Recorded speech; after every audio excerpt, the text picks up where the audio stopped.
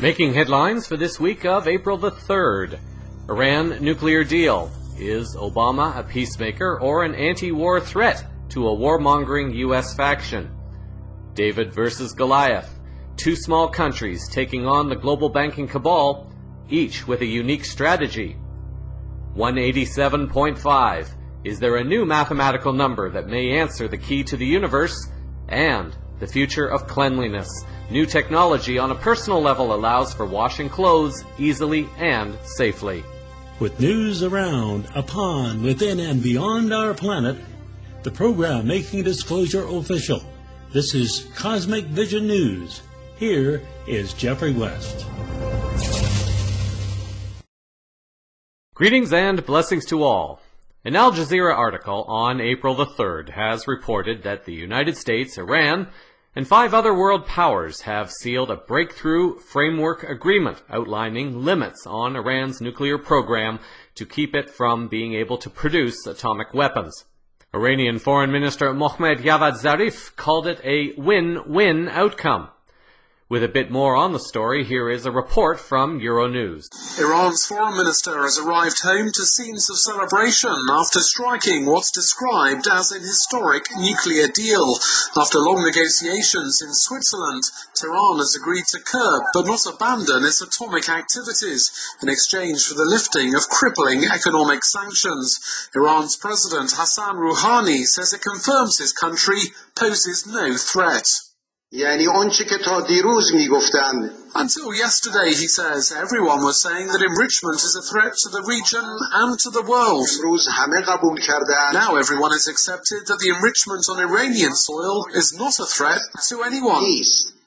The preliminary accord was announced after 8 days of talks between Iran and world powers. It comes after 12 years of brinkmanship, threat and confrontation amid fears that Iran's been planning to build an atomic bomb, a claim it denies. Rouhani says Iran will keep to its promise if other parties stick to their side of the deal too. The Al Jazeera article covers some of the terms of the deal, reporting that some of the highlights are as follows. Iran will reduce the number of centrifuges from 19,000 to 6,104. It will cut down its stockpile of enriched uranium from 10 tons to 300 kilograms. No enrichment will take place at Fordo facility for 15 years. Iran is to redesign its nearly built reactor at Arak. U.S. and EU sanctions will be suspended if Iran sticks to its commitments. U.S. sanctions on Iran related to security and human rights abuses remain. In the U.S., an RT article on April 2nd reported that U.S. President Barack Obama called the preliminary agreement reached in Switzerland an historic understanding that would prevent Iran from obtaining nuclear weapons while gaining relief from international sanctions. If this framework leads to the final deal, it would make our country, allies, and the world safer, Obama said, speaking at the White House. Several questions that might come from this are, why does this deal make the U.S., its allies, or those who are still with the U.S., and the world safer? Another question might be why this global charade is even still necessary. What is this whole charade covering up? Iran has not attacked another country in about 200 years. Iran has signed the Nuclear Non-Proliferation Treaty, putting it on par with most countries globally. Israel has been involved in more terrorism, vote buying, and corrupting of foreign governments, and has not signed the Nuclear Non-Proliferation Treaty, despite having now been exposed as having nuclear weapons itself. It's clear that a game is being played. The question is to identify exactly what that game is, and is it ultimately for the benefit of humanity and our planet. There is another side to the deal, however, that may be merely one piece in the chess game. An article on the Occupy Democrats website on April the 2nd wrote the following. The deal is a resounding win for diplomacy and the foreign policy of the Obama administration in the face of a concerted effort by a Republican Congress that shamelessly panders to the hawkish paranoia of Israeli Prime Minister Benjamin Netanyahu. Their foolish and short-sighted attempt to derail the talks with an open letter to the Iranian parliament was met with scorn and ignored. It would appear the Republicans would prefer to get the United States involved in another unnecessary war in the Middle East rather than risk offending the Jewish vote, which is largely displeased with Netanyahu's election hate-mongering anyway. A second Euronews article by Alistair Sanford on April the 3rd reported on the reaction to the deal by Israeli Prime Minister Netanyahu. According to Sanford, Israel has demanded that any final nuclear deal with Iran must include a commitment from Tehran recognizing Israel's right to exist. The article posted a tweet made by Netanyahu stating that any deal must significantly roll back Iran's nuclear capabilities and stop its terrorism and aggression. Perhaps there are many of you wondering to whom that statement really applies. In Israel, the country's main anti-Netanyahu news and the main pro-Netanyahu news websites were again at odds with each other. The pro-Netanyahu Times of Israel posted a story by Jonathan Beck with the headline, "Iran deal worse than Israel feared," Netanyahu says. The anti-Netanyahu Haaretz news website ran with the headline, "After Iran deal in Lausanne, perhaps it's Netanyahu's turn to reassess his strategy." I realize that there are many of you who listen to CVN each week for the stories and perspectives that are covered. Of course, I am grateful for this. I have to be honest with you. Even I am starting to find it challenging to stay on top of how so many stories are interconnected.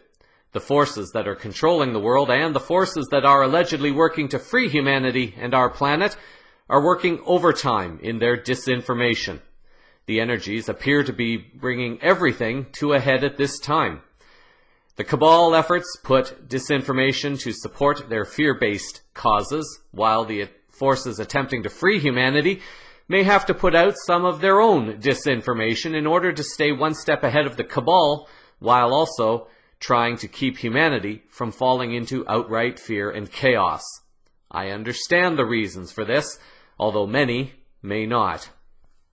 Unfortunately, there are sources that do not wish to have contact with me or the news program I offer, even though I have tried. As a single individual with no resources, I am very limited in what I can offer to you. As I witness other news sites reporting on various stories, I have sometimes wondered why I have not been able to connect with some of those sources. I have discovered later that those sources, or at least a number of them, have revealed themselves to be less than genuine. Maybe, at some level, CVN is being protected, at least for the time being, until it can step into a higher service when that time comes. I would like to create that this is a reason. In the meantime, the perspectives that CVN offers can perhaps help listeners to formulate their own questions while practicing their discernment along with me, and together we can all try to make journalism and our planet that much better. I'm not sure what to say this week about all the games that appear to be going on. Maybe some greater clarity will come in the coming weeks. Maybe a trustworthy source will appear from within and resonate with what I am doing and seek to assist in bringing an even higher level of information to the people via CVN. Please know that I am doing my best, even though I admit it is getting extremely challenging to figure out what is going on. In other geopolitical news, we take another look at the attempts by the U.S. Republican Party to demonize President Obama.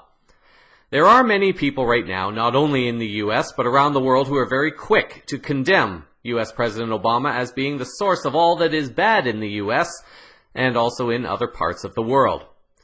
There are a few articles this week that are worth considering if one is trying to figure out If Obama really is as bad as people are saying he is, or if he is trying to make the best of a rather impossible situation he is in, surrounded by people who exert more power and control than a president does, or perhaps he is actively working to change or to bring change within the White House and he is being demonized for doing so. Arguments could no doubt be made to support all 3 points. Therefore, it comes down to one's own discernment and what one feels is truth in one's heart at this time, according to the reality one is choosing to create and experience in this moment of now. John F. Kennedy was a president who was attempting to make a stand against the group of people that I call the global cabal. He paid for it with his life. Many who follow any kind of news sources are aware of how strongly the Western world leadership and the Western media have been demonizing Russia and its President Vladimir Putin. It is pretty safe to say that there has been a very strong anti-Putin, anti-Russia position being taken within the media especially.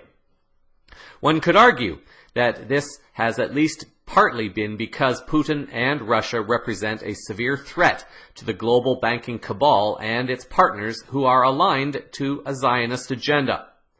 One may ask, therefore, what the real reason may be for the mainstream media to demonize Obama. Is he representing a threat to the warmongering and moneyed interests of the same groups? Let's look at something that has happened this week. This might give you an idea of who and what is controlling the office of the president and maybe even the president himself. Several mainstream media articles came out this past week promoting a poll that was taken. An RT article on March 30th summed it up the following way. Clear and present danger. Poll shows Republicans more scared of Obama than Putin. The article writes that a third of Republicans in the United States believe President Obama is a more imminent threat to their country than Russian President Vladimir Putin. They believe the same about Syria's Bashar Assad, a poll has revealed.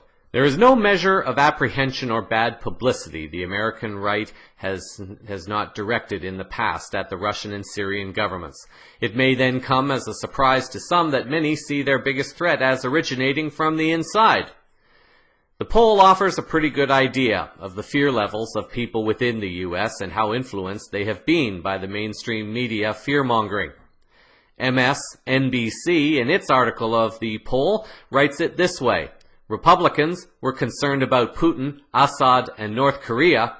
They're just more concerned about the U.S. leader. Amidst the backdrop of a peaceful negotiation with Iran, Obama is still being targeted as a dangerous leader. Even as far back as 2013, the mainstream was attempting to show the American public the problem, quote-unquote, of having a president who is anti-war. An article appearing on Bloomberg.com dated August 27th of 2013 led with the headline, Obama anti-war stance strained by calls to act on Syria. Even then, the media was attempting to position his message of anti-war as being problematic to solutions of unrest. In this case, Dorning is Dorning being the author, referring to Syria specifically, where calls were being made for more aggressive actions from the U.S. In his article from 2013, Dorning noted some of the challenges facing Obama at that time regarding Syria and also other hotspots. Dorning wrote that on one side is a drumbeat for intervention from allies around the world and some Republicans in Congress. On the other is a U.S.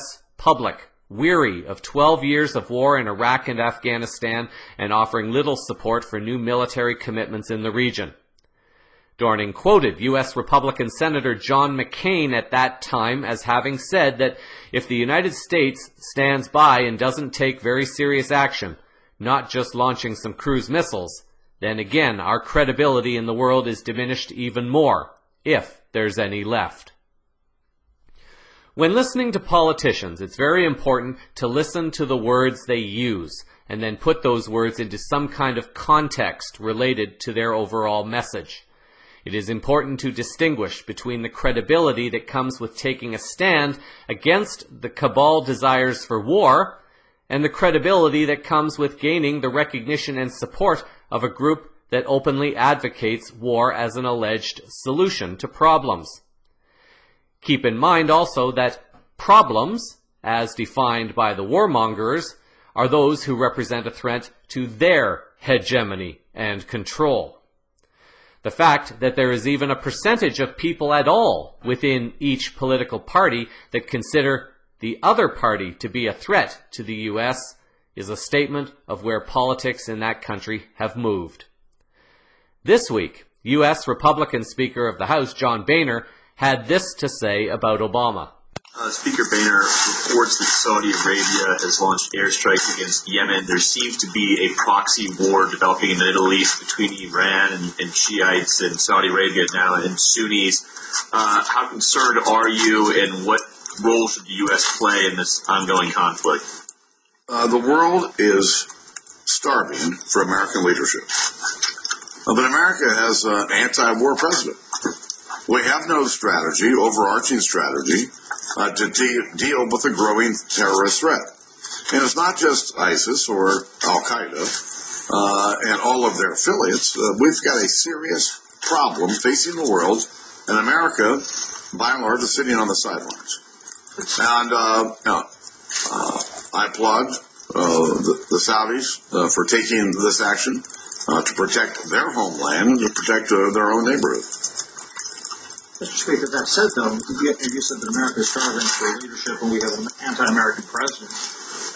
We haven't seen anti-war president, thank you. We haven't seen any distinct movement yet on the possibility of an AUMF. There's a lot of people here who don't think that can be done. How can you put that blame on the president when there's not exactly an appetite here for involvement on that issue and any sort of larger issue? I think the biggest problem with the authorization of the use of military force, the request that came from the president, is the president is asking us to give him less authority than he has today under prior authorizations. Where's the robust strategy to take on the terrorist threat? And if there's a robust strategy, then we can have a robust authorization that will allow the president to use the tools at his command to actually go out and fight and win this war. And do you think, though, that based on what we've had with Saudi Arabia and Yemen, that should be part of this conversation? If America leads, our allies in the region would be tickled to death and would be happy to join a coalition. But America has to lead. I apologize to listeners who are very sensitive energetically because I suspect you probably picked up some very dark energies attached to those statements. So the question has to be asked once again. If Obama is considered to be an anti-war president, as declared by John Boehner, is this a bad thing? There are videos coming out of soldiers who are telling the truth about the wars. The suicide rate of soldiers is going through the roof. Soldiers are being injured and killed to protect the profit interests of corporations and banking elites. Civilians are being killed for the control of natural resources in other countries. Our planet is being destroyed for the purposes of profit, power, and greed. Yet, Boehner claims the world is starving for American leadership. This, despite the fact that its allies are going against the U.S. to join China in its new bank, and several countries are beginning to distance themselves from NATO. Boehner is making a generalized statement, and no one called him out on it. The world is starving? Was he asked specifically to whom he was referring that is demanding this leadership? The people of the world are not looking for war and fear-mongering. A small group, especially those with a Zionist agenda and those whose profit and power depends upon war, may be starving for the American leadership that Boehner advocates. The rest of the world? Well, I would be willing to bet otherwise.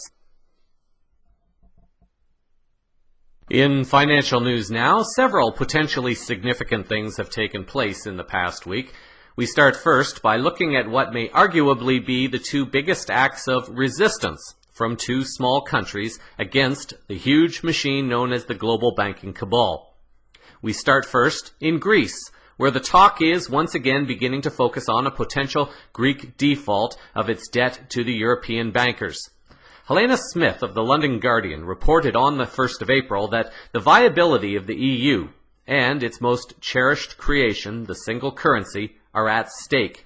Greece warned on Wednesday as the country at the epicenter of the continent's debt crisis continued to haggle over a cash for reforms deal with international creditors, keeping it afloat. Presenting Eurozone officials with its latest list of measures aimed at unlocking badly needed aid, Athens' leftist-led government urged EU member states to forge a new relationship based on solidarity, resolve, and mutual respect. The Hellenic Republic considers itself to be a proud member of the European Union and an irrevocable member of the Eurozone, stated the introduction of a 26-page list of reforms proposed by the Greek government and leaked by the Financial Times in Brussels. Yet, the viability of that union, and especially of the common currency, is now in question in the minds of many Greek citizens, as it is in the minds of many among our European partners. It is necessary now, without further delay, to turn a corner on the mistakes of the past and to forge a new relationship between member states, a relationship based on solidarity, resolve, mutual respect, and a new hope for common progress. The article reports Greece as wanting to launch a new partnership and a new model for development and growth within the EU. An article in the London Telegraph on April the 2nd by Ambrose Evans Pritchard and Miran Khan reports that Greece is drawing up other plans, however. This article reports that Greece is drawing up drastic plans to nationalize the country's banking system and introduce a parallel currency to pay bills unless the Eurozone takes steps to defuse the simmering crisis and soften its demands. Sources close to the ruling Syriza party said the government is determined to keep public services running and pay pensions as funds run critically low. It may be forced to take the unprecedented step of missing a payment to the International Monetary Fund next week. A senior official was quoted as saying that we are a left-wing government. If we have to choose between a default to the IMF or a default to our own people, it is a no-brainer. We may have to go into a silent arrears process with the IMF. This will cause a furor in the markets and means that the clock will start to tick much faster. They want to put us through the ritual of humiliation and force us into sequestration. They are trying to put us in a position where we either have to default to our own people or sign up to a deal that is politically toxic for us. If that is their objective, they will have to do it without us, the source said. It is unclear at this time exactly what the game is that is being played internationally at this time, why Greece has not formally gone to Russia, and why this debt with the IMF is so significant, given now that the IMF has broken ranks with the US and signaled its support to the AIIB in China, is unclear.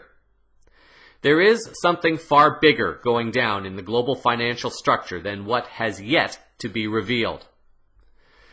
Another article appearing on the Greek Reporter website by Anastasios Papapostoulou has suggested another possibility, although the validity of this possible solution is uncertain, given that the article appeared on April Fool's Day. The article has suggested that while Greece's lenders are pushing the Greek government to accept their terms in order to allocate funds to the country so they will not go bankrupt, Greek Finance Minister Yanis Varoufakis seems to have another ace up his sleeve. The second top thinker in the world, according to a Prospect magazine article, surprised even his closest aides at a secret meeting when he said, "We've had enough. We'll run on Bitcoin." Sources very close to Greece's Minister of Finance told Greek Reporter that today Yanis Varoufakis held a top-secret meeting with high-ranking finance ministry officials to prepare them in case negotiations at the upcoming Eurogroup fail. The anonymous source noted that everybody in the room was staring at each other when Varoufakis, also a prominent blogger, said, "We'll go to Bitcoin. We will be ahead of all the world economies, and although it may be painful in the beginning, Greece's economy will thrive in the long term." Although it is possible that the article is a fake, there may, however, be some very solid logic behind Greece making such a move. There are already numerous examples of local currencies being run in communities across North America, and countries like Iceland have taken steps to implement a virtual currency with the launch of their Aurora coin. According to this article, Varoufakis allegedly went on to explain what is the cryptocurrency and how it will be implemented into Greeks' day-to-day life by using a special mini-computerized card with a chip. All citizens will carry the card as an electronic wallet. The card will be distributed for free to all Greek citizens via the local tax offices, but it will also be available for purchase at the country's entry points for 45 euros or 0.2 Bitcoin each. The sale of the card to tourists is expected to be another form of revenue for cash-strapped Greece. This is the smartest move to beat corruption and tax evasion. All transactions will be recorded to the Greek Ministry of Finance's new secure and dedicated Bitcoin servers, and will be able to track transactions at any given moment, the article quotes Varoufakis allegedly as saying in defending his decision. For now, this information is not to be treated as fact, as it was reported on April Fool's Day. The information presented behind the story, however, may be true. Is it possible that this was timed in such a way so that if these details were leaked, people would not believe them, including the EU? This might buy Greece some time to get things implemented. For now, that is only for consideration in guiding people in learning to look at all the possible angles of a story. Here's another thought to consider. An article appearing on the eToro.com website last November 3rd by Abby Tipsy reported on Bitcoin. Her article focuses on the possibility that Bitcoin may be on the verge of making a quiet comeback. Her article notes that Bitcoin, a virtual currency that is unattached to any political body, is not driven by the same circumstances that drive the US dollar, for instance, which is controlled by political and macroeconomic forces, nor can it be compared to a commodity such as gold, which is a finite resource with limited supply as well as limited demand. So what does drive the virtual currency's value? Like many other new and innovative investment instruments, Bitcoin is driven by headlines. So here is Greece, desperately seeking money to pay off its creditors. The adoption of Bitcoin by Greece would drive up headlines, and thus the value of the currency. This would allow Greece to potentially cash in on the rise of the cryptocurrency and turn around the economy. Of course, this could not be told to the world, because the speculation might start to drive up Bitcoin ahead of time. A quiet rumor on April Fool's Day suddenly begins to make, perhaps, a bit more sense. Zip's article also adds the following. So, is no news for Bitcoin good news? Perhaps it is. For the moment at least, bad headlines for the currency are petering out, and Bitcoin's popularity has thus far stabilized. If there is no additional bad news, this could mean that Bitcoin's popularity could eventually increase again. There is, however, one caveat. Even if Bitcoin did start gaining favor among investors again, this time around, both the popularity and the price of the cryptocurrency would most likely increase at a more cautious and gradual pace. This, in and of itself, is good news for Bitcoin, as sharp gains may provoke Bitcoin holders to sell, not to mention ward off less adventurous investors.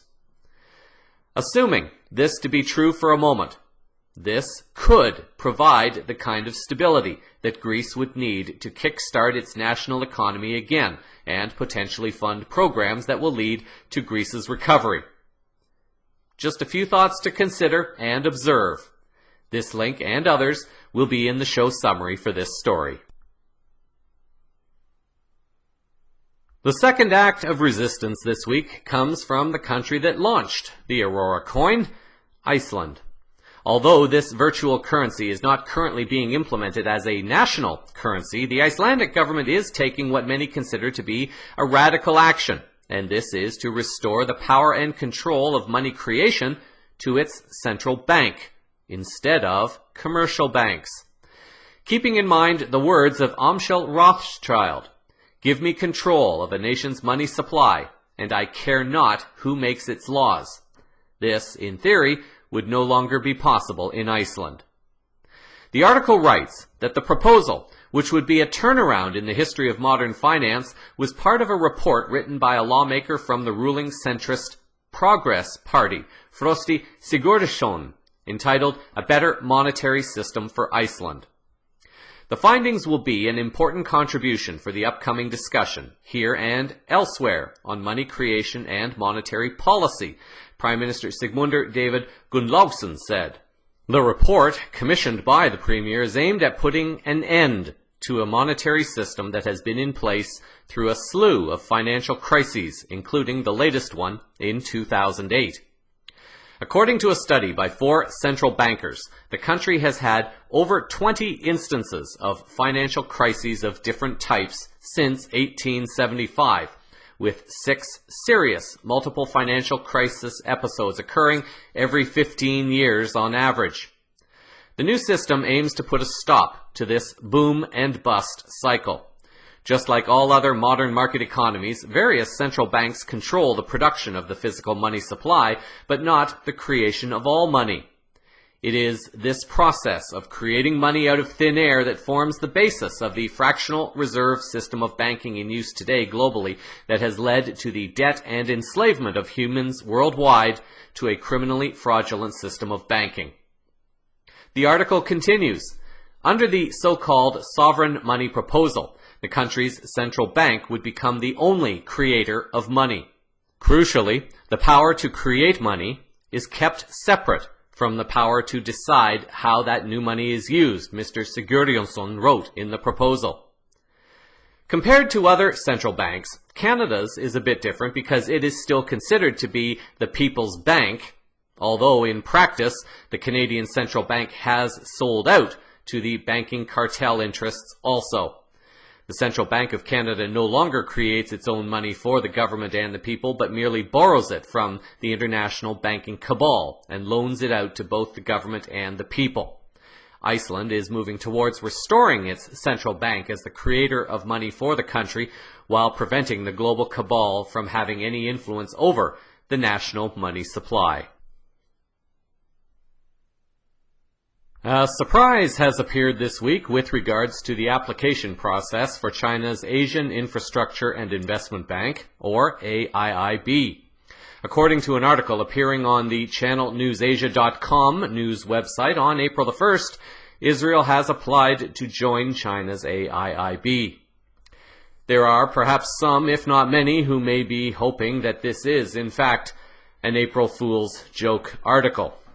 At the moment, it does not appear to be, although this may change. According to the article, Prime Minister Benjamin Netanyahu has signed a letter of application for Israel to join the China-led Asian Infrastructure Investment Bank, according to the Israeli Foreign Ministry on Wednesday.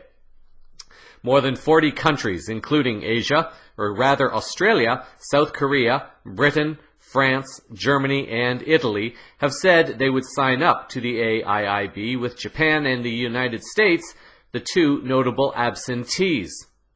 China set a March 31st deadline to become a founding member of the AIIB, an institution that could enhance Beijing's regional and global influence. Washington initially tried to dissuade its allies from joining the AIIB, seeing it as a challenge to the World Bank and Asian Development Bank, over which the U.S. exerts considerable influence, but changed tack after many signed up for it. U.S. Treasury Secretary Jack Lew said on Tuesday, the 31st of March, that Washington would welcome the AIIB as long as it complements existing institutions and adopts high governance standards. The question that needs to be asked at this point is, compared to the illegal and fraudulent practices of Western banking interests, exactly what high governance standards is Liu referring to specifically? In a statement that is wide open for interpretation, the following was also reported in the article. In a statement on its website, the Foreign Ministry said Israel's AIIB membership would open up opportunities to integrate Israeli companies into infrastructure projects it financed. Israeli companies are increasingly turning to Asia to capture a boom in demand for their technology, as the government urges them to diversify export markets in response to Europe's rising anti-Semitism and potential trade sanctions. To those following a Zionist agenda, the move is being explained as a shift away from an increasing alleged anti-Semitic uprising in Europe. Others, however, may explain it as more and more countries awakening to the frauds, lies, and crimes of an international criminal cartel of banking and warmongering interests. An article on the Diplomat.com website on April the 1st followed up on the closing deadline of countries allowed to join the AIIB as founding countries. The article writes that over the past month, the number of applications surged as U.S. allies and partners in Europe and Asia broke ranks with Washington to join the AIIB. The UK, France, Germany, Italy, Australia, and South Korea all signed up since mid-March. As of March 31st, Chinese media reported that 42 countries have applied for founding member status, but only 30 of those applications have been officially accepted. China's foreign ministry said a full list of countries approved as founding members would be released by April 15th. Opinions are being solicited through multilateral procedures on other countries that have filed applications over recent days. We will have the exact number of prospective founding members by April 15th, spokesperson Hua Chunying said. Perhaps the most surprising late application to the AIIB is Taiwan. The Taiwanese government had previously expressed interest in joining, with Finance Minister Chang Sheng-Ford telling legislators that Taiwan was willing to join upon invitation. Its official application wasn't sent in until the evening of March 30th, South China Morning Post reported. Presidential spokesman Charles Chen Yi-shin said in a statement that joining AIIB would increase the odds of the island taking part in international affairs and international economic and trade organizations. North Korea was also allegedly a surprise applicant to the bank. According to the article, when asked about North Korea's bid to join AIIB, Foreign Ministry spokesman Hua denied knowledge of such an interaction. She then repeated China's stance that the AIIB is an open and inclusive multilateral development institution and all parties are welcome to join. At this time, China appears to be making all the right moves, allowing everyone to join, giving time for countries to join at the founding level, and China has also allegedly even been willing to give up its right to a veto, although it remains to be seen if there were any conditions attached to that alleged offer. However, time will see how this process evolves moving forward. In disclosure and disclosure-related news this week, maybe the answer to the universe is not 42, as has been made popular by the movie The Hitchhiker's Guide to the Universe. A Wikipedia page presents numerous mathematical, scientific, technological, astronomical, and religious facts that allegedly point to the significance of the number 42. According to the movie by Douglas Adams, 42 is the answer to the ultimate question of life, the universe, and everything, calculated by an enormous supercomputer over a period of 7.5 million years. Unfortunately, no one knows what the question is. Maybe there is a new answer, or perhaps at least another piece in the puzzle of our much bigger picture, and this answer is 187.5. 187.5. The good news of this first story is that there appears to be proof of some higher ordered structure in the space beyond Earth. The not yet good news is that this proof does not conclusively point to physical life as many on Earth choose to define it. Beings that are similar to humans, in other words. We look first at an article that appears to be continuing the process of the soft disclosure of the existence of our galactic families in the universe, the multiverse, the omniverse, or however else one chooses to name and experience the space that exists beyond Earth. An article appearing on the newscientist.com website on March 31st by Sarah Scholes reports that mysterious radio wave flashes from far outside the galaxy are proving tough for astronomers to explain. Are they pulsars, a spy satellite, or an alien message? Bursts of radio waves flashing across the sky seem to follow a mathematical pattern. If the pattern is real, either some strange celestial physics is going on, or the bursts are artificial, produced by human or alien technology. Telescopes have been picking up so-called fast radio bursts, or FRBs, since 2001. They last just a few milliseconds and erupt with about as much energy as the sun releases in a month. 10 have been detected so far, most recently in 2014 when the Parkes Telescope in New South Wales, Australia caught a burst in action for the first time. The others were found by sifting through data after the bursts had arrived at Earth. No one knows what causes them, but the brevity of the bursts means their source has to be small, hundreds of kilometers across at most, so they can't be from ordinary stars, and they seem to come from far outside the galaxy. The weird part is that they all fit a pattern that doesn't match what we know about cosmic physics.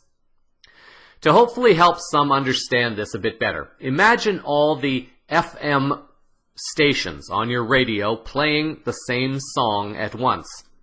In space, higher frequencies move faster than the lower frequencies. According to the article, then, the more space the signal crosses, the bigger the difference, or dispersion measure, between the arrival time of the high and low frequencies, and the further the signal has traveled. It is easy to see patterns and draw conclusions with only a little bit of data. For example, to look at two oranges, one would conclude the result is oranges. If a lemon is added, the conclusion must therefore be changed, and one might conclude that these are fruits that grow on trees. Add a tomato now, and the conclusion changes again, since tomatoes do not grow on trees. Most people do not peel the skin off tomatoes, but they often do with oranges and lemons. What now is the conclusion? The radio bursts that have been reported so far share at least one common denominator. The article adds that Michael Hipke of the Institute for Data Analysis in Neukirchen-Vloin in Germany and John Learned at the University of Hawaii in Manoa found that all 10 bursts dispersion measures are multiples of a single number, 187.5. This neat lineup, if taken at face value, would imply 5 sources for the bursts, all at regularly spaced distances from Earth, billions of light years away. A more likely explanation, Hipke and Learned say, is that the FRBs all come from somewhere much closer to home, from a group of objects within the Milky Way that naturally emit shorter frequency radio waves after higher frequency ones, with a delay that is a multiple of 187.5. The 1997 movie Contact, starring Jodie Foster, has been mentioned several times on the newscast. An astronomer who discovers a mathematical sequence of frequencies that describe the building of a device that would allow humans to travel to where one member of our galactic families resides, using a series of wormholes. The movie arguably brought the term Occam's razor more into the public spotlight for consideration. Occam's razor is investigated by Josh Clark on the website howstuffworks.com. Clark offers the following. One of the key things that Occam's razor reveals is the subjectivity with which we view the universe. Sure, the sky is blue, we know that by looking at it, but what shade of blue is it exactly? Anyone who has ever engaged in a debate over whether a dark-colored sock is black or navy can appreciate the bias of our worldview and how it affects our decisions. Occam's razor is based on the notion that simplicity equals perfection. It fits perfectly with the scientific method, the series of steps scientists take to prove or disprove something. Indeed, you could make the case that the scientific method was built upon Occam's razor. But be careful when approaching the razor. For such a brief statement, it has an uncanny ability to be stretched or bent to fit all sorts of ideas. It's important to remember that Occam's razor proves nothing.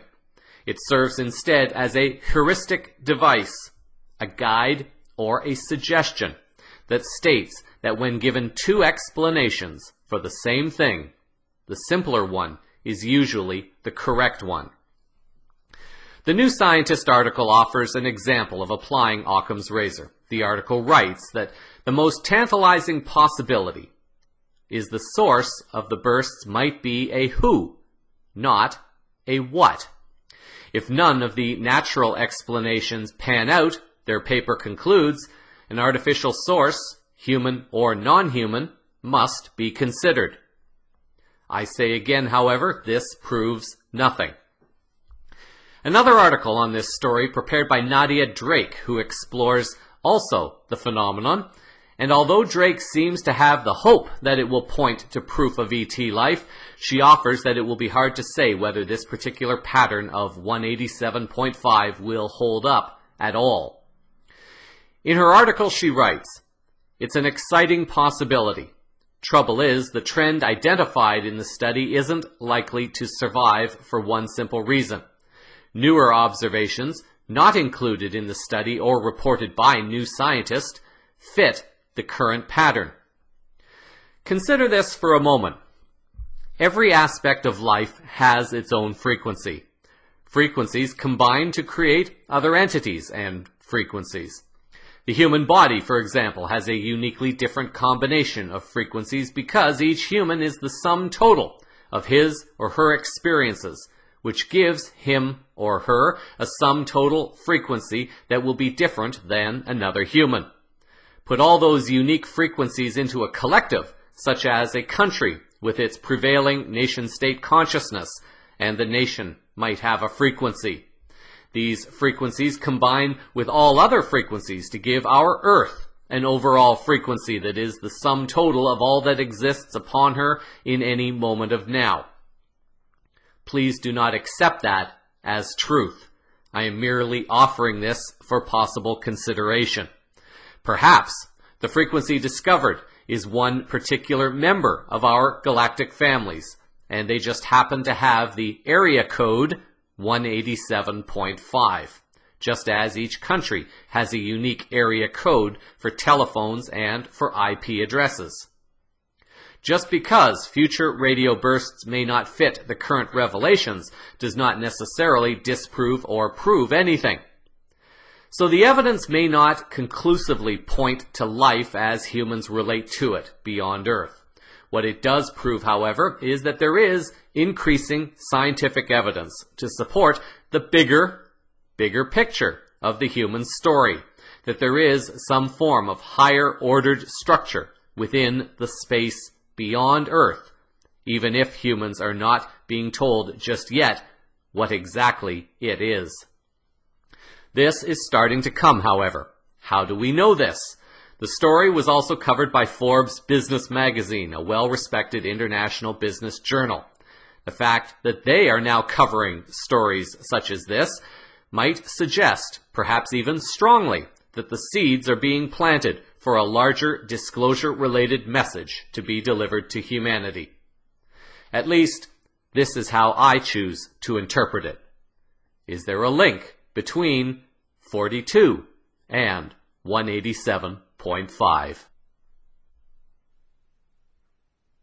In the UK, an article on March 31st by Jasper Hamill of the London Mirror is reporting that the UK Ministry of Defence is finding itself in some hot water at this time for failing to deliver on its promise to release documents relating to Britain's X-Files. According to Hamill, the Ministry of Defence promised to release 18 UFO files at the end of last year, but they have failed to materialize. After Lord Black of Brentwood tabled a question to the House of Lords last month, the Ministry of Defence admitted it had not yet handed the cache over to the National Archives for release. It blamed, quote-unquote, additional processing requirements for the delay, and said the files would be released in late 2015 or 2016. The article quotes Nick Pope, a former UFO investigator at the ministry, as saying that this massive delay will have conspiracy theorists up in arms. It looks like the MOD is stalling. The suspicion will be that there's a bombshell in these files and that the ministry does not know how to handle it. I can understand why conspiracy theorists will be angry and suspicious. These documents could be legitimately called Britain's X-Files, and almost certainly contain further documents on the Rendlesham Forest incident. CVN recently reported on the story about John Burroughs, a former U.S. airman who was injured at the events that took place in the Rendlesham Forest incident. Burroughs was able to force the U.S. government into conceding that his injury was legitimate and that it was related to the incident, and thus this has been claimed by some to be yet another form of unofficial but undeniable disclosure by the U.S. as to the existence of life beyond Earth and its contact with humans upon Earth. In the Mirror article, Pope also speculated that given the U.S. government recently settled an injury claim, the Burroughs claim, on the basis of a UK government admission that the Rendlesham witnesses were probably irradiated, it's possible that this has caused a high-level diplomatic row, and that's what's causing the delay. The lawyer for Burroughs, Pat Frascogna, was quoted in the article as saying that we know there is information contained in these Ministry of Defense files about the Rendlesham Forest incident because the MOD clearly indicated so in responding to a Freedom of Information request by John Burroughs last year. It further frustrates all of us who are simply trying to get to the truth of what happened. I believe we may very well be witnessing a situation where someone in the MOD is either having second thoughts on releasing these secret files or has been ordered by someone above to stall their release. As mentioned earlier, the issue went directly into the UK House of Lords. Lord Black of Brentwood, a member of the House of Lords and part of the Information Committee, formally asked the UK government on the status of the files. An article on the openminds.tv website on April the 1st reported that in a message titled Unidentified Flying Objects that was posted on the UK Parliament's written question and answer page on March 2nd, Lord Black writes, "To ask Her Majesty's Government whether the 18 Ministry of Defence unexplained flying object files that have yet to be released to the public have been passed from the Ministry of Defence to the National Archives. What is their current estimate of when the National Archives will make the files public and whether the files will be released in a single batch or in multiple batches?" The 18 files Lord Black refers to were mentioned in a response to the FOI request sent by John Burroughs, the U.S. airman. From one perspective, it definitely looks like a cover-up. Most of the regular listeners would be inclined to agree on some level with this. Fit this story, however, into the other events unfolding at this time on the geopolitical and geoeconomic scale, and it is very possible that there is something else going on. The UK has been making a break from the U.S. and was the first country to formally request to be a part of the new financial institution, the AIIB, set up by China. It is perhaps possible that this delay is linked to the rollout of the new financial paradigm, so that people in the world may have a chance to get used to the new global business structure before being formally hit with the news that we are not alone. Please, however, do not accept that statement as fact or as truth. It is merely offered for thought and consideration. The fact that the question was even addressed within the British Parliament, however, would be a reasonable indicator for all those who already know the truth that there is enough truth regarding the subject that it was considered worthy enough to be addressed within a parliamentary session. Those reading between the lines will see what is going on and may be able to use that information accordingly.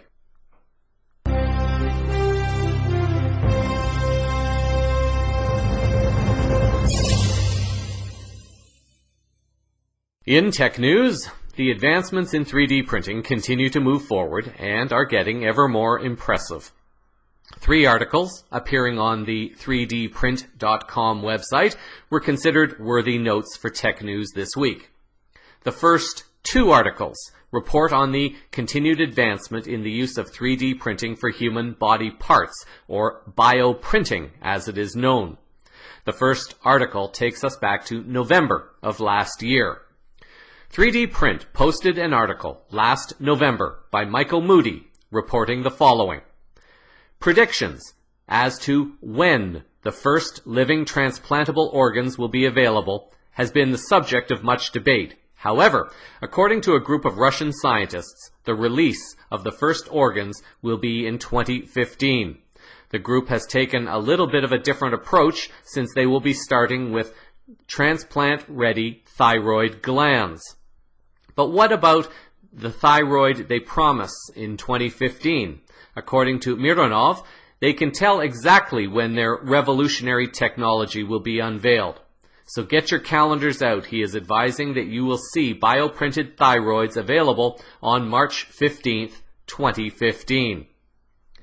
A follow-up article on March 27th by Brian Krasenstein appears to confirm that the company fulfilled that promise.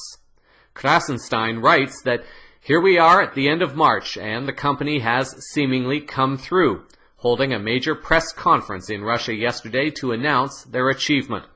On March 12th, the first ever thyroid gland for an animal, a mouse, was printed using the company's patented bioprinting process. The goal here was to print a thyroid gland which could then be transplanted into a living mouse in order to further evaluate its capabilities. The article continues, adding that the transplantation is expected to take place very soon, with researchers choosing to implant the organ into a mouse suffering from hypothyroidism, a condition which is caused by an excess of iodine in the body. Once implanted, they will evaluate the condition of the mouse and release the results of the study to the general public at the 2nd International Congress on Bioprinting in Singapore on July 9th and 10th. Apparently, the thyroid was chosen because of its relative simplicity for design and printing purposes. The article claims that thyroid cancer is the 16th most commonly diagnosed form of cancer on the planet, with close to 300,000 new diagnoses in 2012 alone. Additionally, millions more suffer from other thyroid disorders, meaning that the ability to print a thyroid gland on demand could have major positive implications for an extraordinary number of individuals. Now, there will perhaps be some of you wondering how this could take place when the body rejects transplants from other humans and animals. For example, Krasenstein says that the printer works the following way. The printer used to construct the thyroid works by using stem cells taken from the living organism via its fat cells. It then mixes these cells with a hydrogel, placing them down via an extruder, layer by layer. Once the cells take shape, the hydrogel dissolves, leaving the organ. The rejection of the organ should be minimal, according to Mironov, because it is created from the organism's own stem cells. In essence, their body indirectly created the organ with the help of the 3D printer. The company has ambitious plans, claiming to be on track to be able to 3D print other organs, but especially the kidney, by 2018. There will be those who may try to discount the technology and say that we have the ability to heal ourselves. There could be a valid argument with this, but I invite you to consider the following. We are transitioning to a new way of living and being. When we are all fully within this new world at a higher vibration and fully aware of the powers that we have, then yes, we will be able to heal ourselves. This power will probably not be needed by that time, however, because the planet will be healthier and all the dangers created by the cabal will have been removed. There will be humans who have created diseases and problems in their body that are so serious that medical treatments and operations may still be required to help them. It is my feeling that these are the people that this technology will benefit, the most urgent cases. For the less urgent, these people may be able to heal themselves, perhaps with a better diet and a way of living. Part of better living includes physical activity. And what better way to get out and get some exercise than with a multicolored bicycle made out of plastic? The third article, by Whitney Hippolyte, on March 30th, covers a talent fair held in China recently, and among all the incredible things now being 3D printed, a simple plastic bicycle stood out from the rest. Hippolyte writes that certainly this was not the first 3D printed bicycle that we have covered. We have already seen several innovatively designed bicycles come about using 3D printing technology. There have been bikes printed in titanium, as well as those created using 3D printed joints. Mr. Mai's bike, however, was quite different. Built almost entirely of 3D printed plastic parts, it featured a bright green and pink frame, orange seat, red handlebars, black wheels, and purple tires. It was all created using a 3D printer that cost him less than $1,612. It is the improvements that have been made with 3D printing that have helped with this creation. According to the article, with the recent introduction of flexible 3D printer filaments, the possibilities of what can be created are growing at an extraordinary rate. For example, bike tires can now be printed in a softer, more shock-absorbing material, while the frame and wheels can be printed in the stronger, more rigid ABS filaments. The bike seat can now be comfortable to sit on, thanks to the same flexible material used to fabricate the wheels, while the pedals and handlebars remain rigid as well. As the world moves more and more toward being able to print or replicate the things that they need right at home, it takes the power away from all the cabal-controlled companies. There will be those who will be fearful, thinking that this will cause a collapse in the economy and that they will lose their retirement funds or something else. The economy is merely being reshaped, and it is being reshaped in a way that creates new jobs in new industries that are less harmful to humanity and our planet. It is also a step towards a world where we are less dependent upon money and time, and people can then begin to enjoy life in a way that it was meant to be enjoyed, without being a slave to a fiat currency system of debt, while being controlled by a fraudulent system of commercial admiralty law. Aspects of our lives are coming to an end, and one's ability to adapt and move forward in allowing the change will determine how quickly one's move out of fear and into the higher vibrations of living and serving take place. As mentioned moments ago, there will be those who view the coming changes with fear, thinking that if our economy were to collapse, in their way of thinking, that humans will somehow be thrown back into the dark ages, and heaven forbid, They may even have to wash their clothing by hand, the way it was done before the invention of the washing machine. Well, fear not, for the future has you covered. A Swiss company has created a device that works very similarly to the sonic showers that appeared in a few episodes of Star Trek. An article appearing on the Écouteur.com website on January 14th by Lori Zimmer reports on a new palm-sized washing machine that cleans with ultrasound. The following is a promotion video put out by the company. Have you ever had your favorite piece of clothing hopelessly spoiled by washing? Washing can be a real pain, especially when you need to deal with delicate and hand-wash-only clothing. And it gets even more frustrating when you're on the move. Meet Dolphy, the world's smallest washing device that cleans your clothes with the power of ultrasonic technology. Dolphy is just the size of a smartphone, perfectly portable to fit in any bathroom or travel luggage.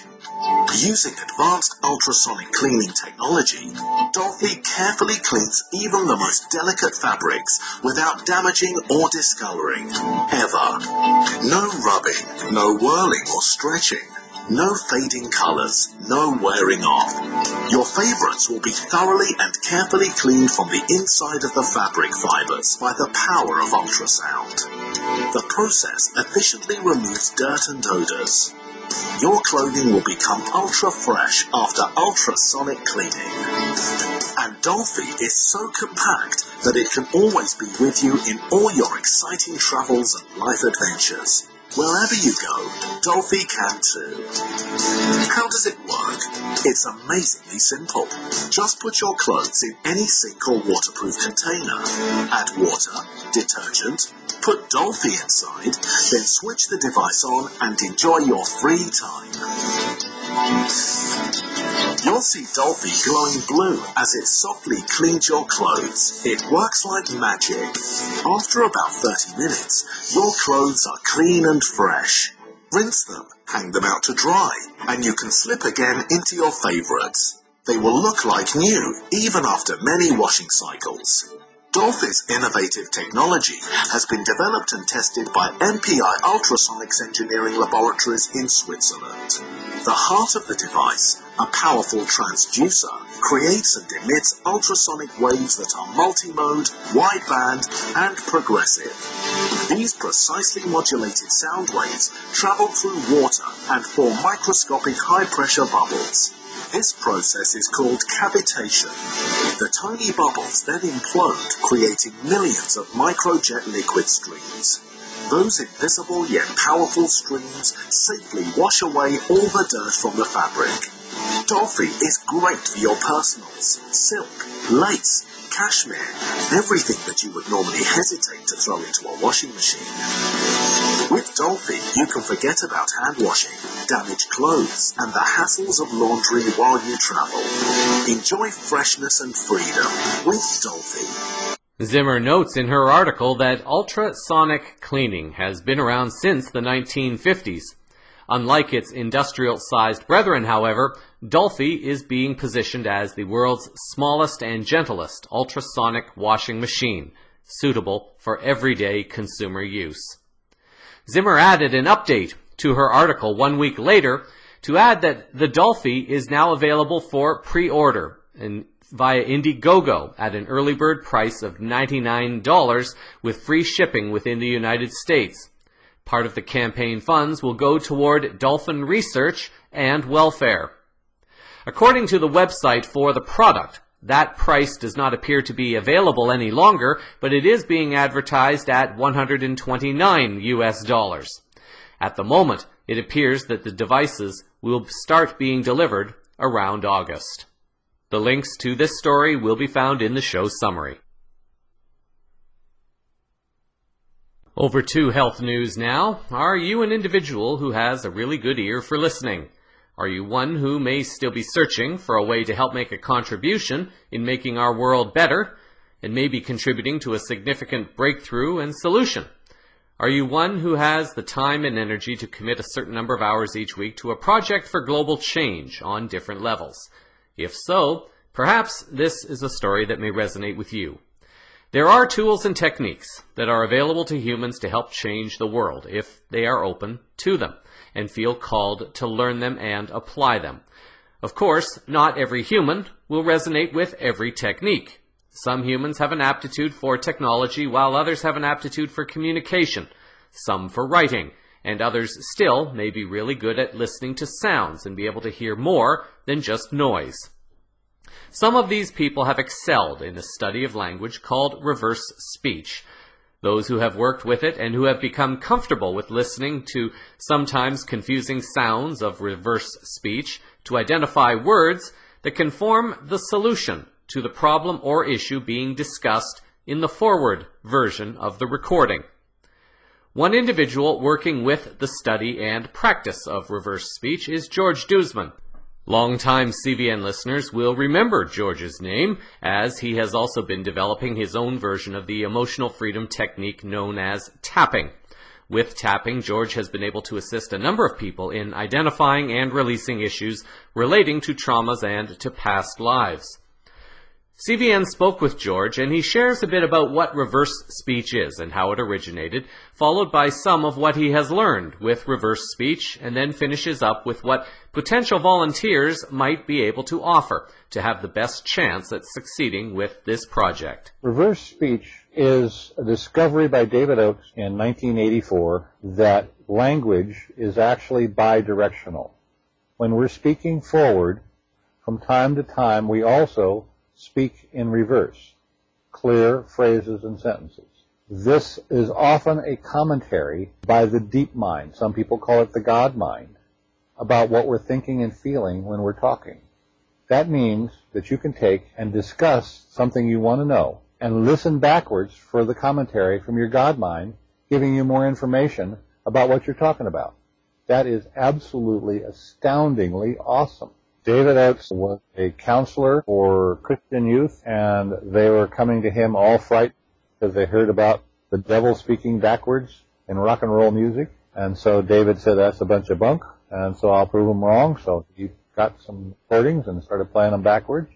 One of the things he played backwards was the Led Zeppelin song, Stairway to Heaven. And right at the end of the song, the lyrics are, she's buying the stairway to heaven. And part of that reverses to play backwards, hear words sung. Really incredible reversal. I have used it to get answers many times. It's not a highway. It's not a freeway to the answers. It's a narrow little path that you have to do a lot of work to get some answers. But that narrow path can be used to make the path bigger. And that's what I think should be done. In my research with reverse speech, I listened to commodity advisors probably close to an hour every weekday for almost a year, trying to predict commodity price futures. In that time, I found what I considered to be 11 really good reversals. Of those 11 reversals, I had 9 correct price move predictions. Now, these price moves were like 20 to 1, maybe even 1,000 to 1, some of them, against chance. That would be extremely significant scientifically. That, for me, totally validated reverse speech's validity. What I found out in that time, though, was I needed more than just one reversal, because I only had a small options-only account, and I couldn't do good trades without getting more information. So I was guessing. Guessed right sometimes, guessed wrong sometimes. If I can take and share this with who knows how many people, 10, 100, whatever, show them how to use it, how to do it, because I have a simple method that doesn't require a huge amount of training, and it's not like David Oakes. David Oakes trains you to do something quite a bit different from what I'm suggesting. Lots of people can take and get answers. We can get answers on how to take and improve the process. We can get answers on how to take and find out better connections with the deep mind. We can get answers to how to reverse the aging process. We can get answers to just about any question that's important. You can get answers to questions that are unimportant, but why do it? You can take and spend 5 or 10 hours doing reverse speech to find out where Aunt Tilly lost her $20 ring, and you might make 10 cents an hour for your time. But you might also take and get an answer that's worth millions of dollars, and it might take you 10, 20 hours. That's really worthwhile. They need to have a computer. They need to be able to work software like audio software. They need to be able to hear okay. I don't hear the top 2 octaves, and I still do just fine. I have a limited hearing range.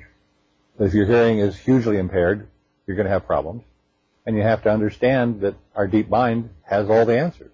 That's the big key right there. If you understand that there's part of us that has basically all the answers, it's there. George mentions the Stairway to Heaven example. It would not make much sense to play it on the newscast because 98% of you will probably not be able to hear it immediately. One has to learn to tune one's ear to this new form of language, if one chooses to call it that. There is a simpler example, however, that people may hear, and it comes from the recording of the lunar landing on the moon. I will play the forward speech first, 2 times. I will then play the reverse 4 times. Listen closely and see if you are able to hear it.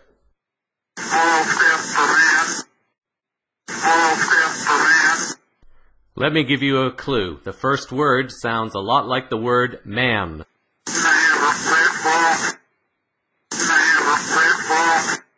How did you do? This is what it can sound like in the beginning, until you learn what to listen for. Here is what the reversal says. Man will spacewalk. Listen to it again, twice, and see if it now appears more clearly to you. Man will spacewalk.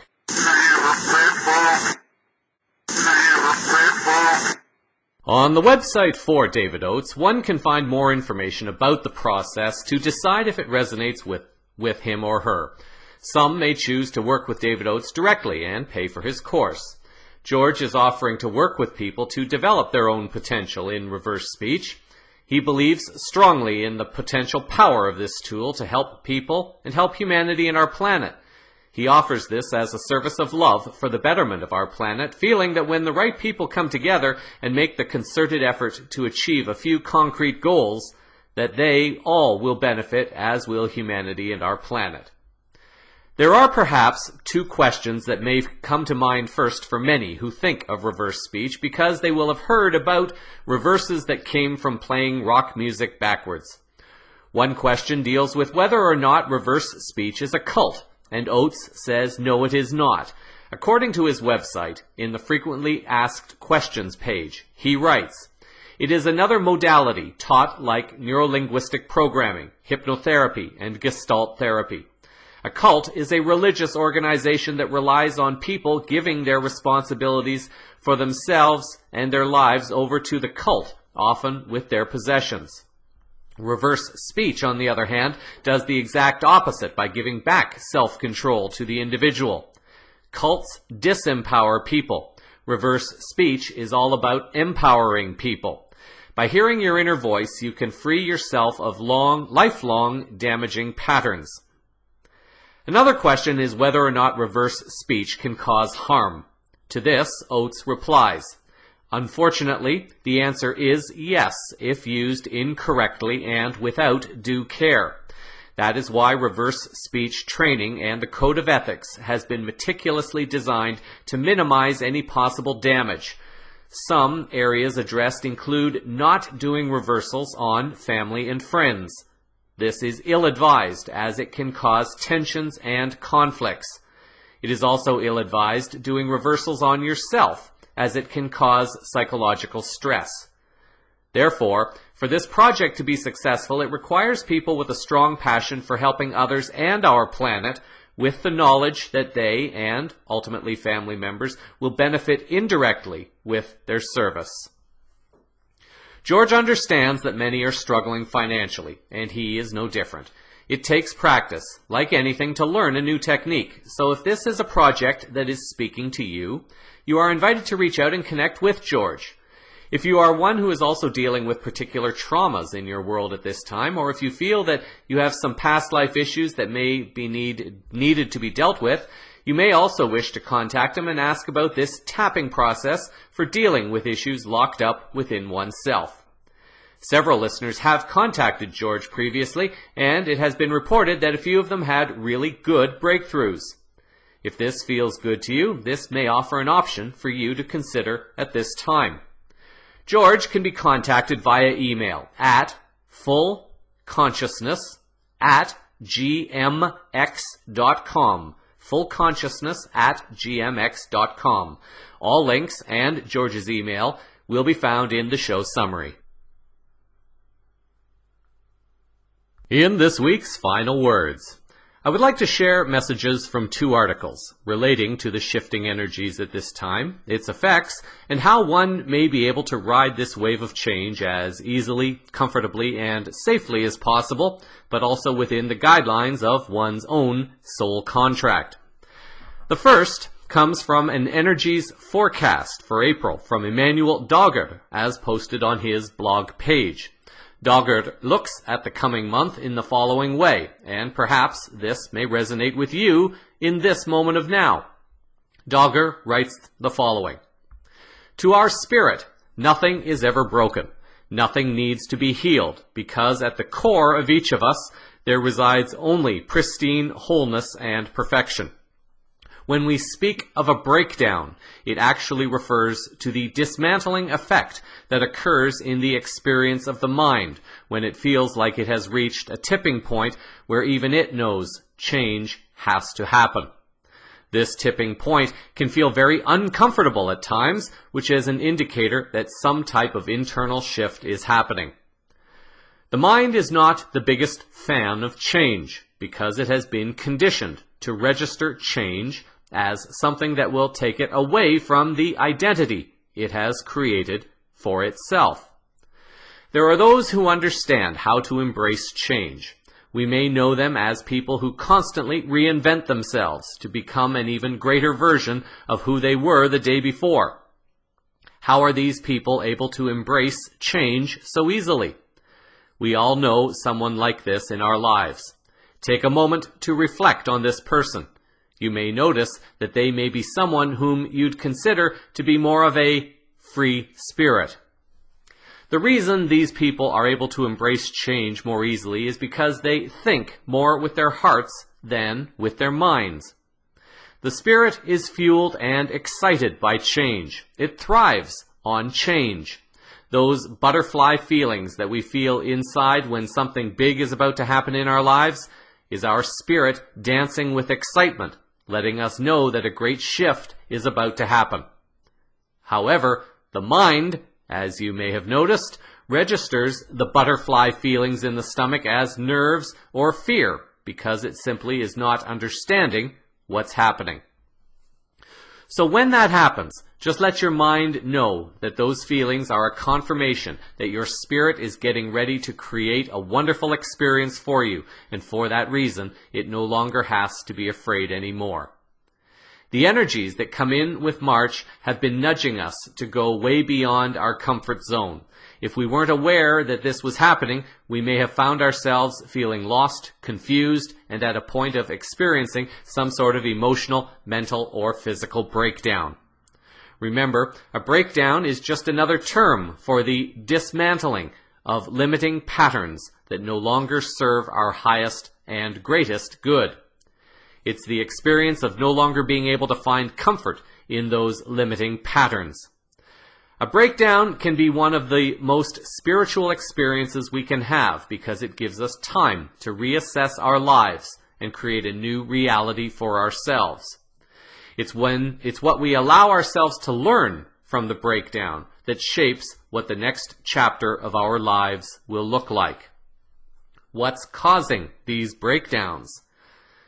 A big reason why everything seemed so challenging in March, Dogger writes, was because many of the old karmic, energetic, verbal, sensual, and even written contracts, oaths, and vows we have consciously and subconsciously made have expired.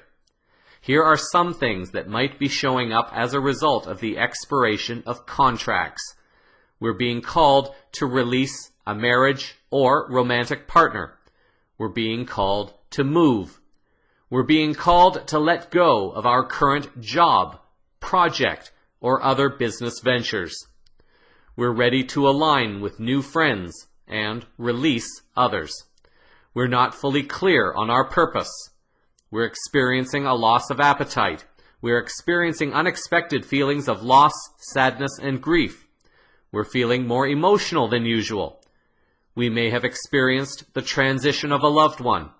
We're finding ourselves trying to please others in order to keep them in our lives, a tendency we thought we had overcome due to all the spiritual work we've done around that issue. If you are someone who has experienced any of these, you are most likely experiencing what's known as a divine completion. A divine completion is a sacred time in our lives that signifies profound closure. It is the end of an old chapter and the beginning of a new one. Divine completion is not about getting rid of anything or anyone from our lives with force. It's not about fixing anything.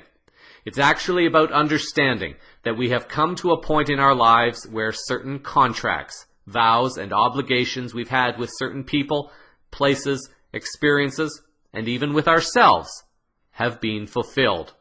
A divine completion means that we have chosen to not run away or avoid something that felt uncomfortable or scary to us, but rather that we have faced whatever challenges needed to be faced full on.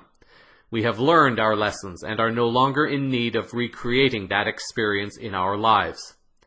Divine completion can even occur among soul family members and a soul mate. These seem to be the hardest for most, especially because we can remember feeling so connected to these beautiful spirits at one point. When a completion happens on a soul level, a compassionate love still remains. If anything less than compassion still remains, completion has not yet been fully achieved. Also, once a completion happens and the integration has been made, a fresh new day greets us with its sweet embrace, opening us up to miraculous new possibilities. The month of April will bring a much lighter and more joyful energy where these new possibilities can flourish. Each human, in his or her uniquely different yet equally beautiful way, will go through uncomfortable periods in dealing with specific changes as they unfold. The second article by Garrison Cohen, a contributor to the Elephant Journal website in May of 2013, is entitled The Bravest, Sexiest Thing You Can Do in an Uncomfortable Moment. In this article, he described a personal epiphany moment for him back at that time in 2013. In going through some bad moments in a personal relationship, he came to the realization that relations can be like a peach. There is the sweetness of the fruit itself, and then people throw away the pit, thinking it is no good. However, it is the pit that is the essence of life, for nature draws people to the sweetness so that they take the fruit away and then drop the seed somewhere else. This is nature's way of reproducing. The pits of the fruits are the essence of life, and where one can do all of one's personal growth, if one chooses to do so. I recall seeing a book in my childhood home, which I never read, but remembered just as I wrote this. Some listeners may recall a book by Irma Bombeck entitled, If Life is a Bowl of Cherries, What Am I Doing in the Pits? Like Cohen, Bombeck is hinting at the growth that awaits us as we journey into the meaning of being in the pits. Cohen shared in his article the following. The truth is that there are always going to be moments that are painful, uncomfortable, or awkward. It's just the nature of being human. However, in our effort to avoid feeling any form of emotional turmoil, confusion, or upset, we unintentionally create even more of it in our relationships and for ourselves. So the point behind all of this is that there is no use in resisting it. Breakdowns are designed to happen. They are meant to happen for the purpose of our own evolution. So let them come, celebrate them, cherish them, and let them be a source of life. Welcome them instead of letting them be a source of destruction, stagnation, or de-evolution by resisting them.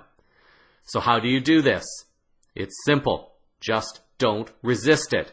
Let yourself be in the pits. The less you resist it, the quicker you get to the feeling of being alive. This isn't just for your romantic relationships. It's for every relationship you have with everything and everyone in your life. Your work, your health, your family, your friends, yourself.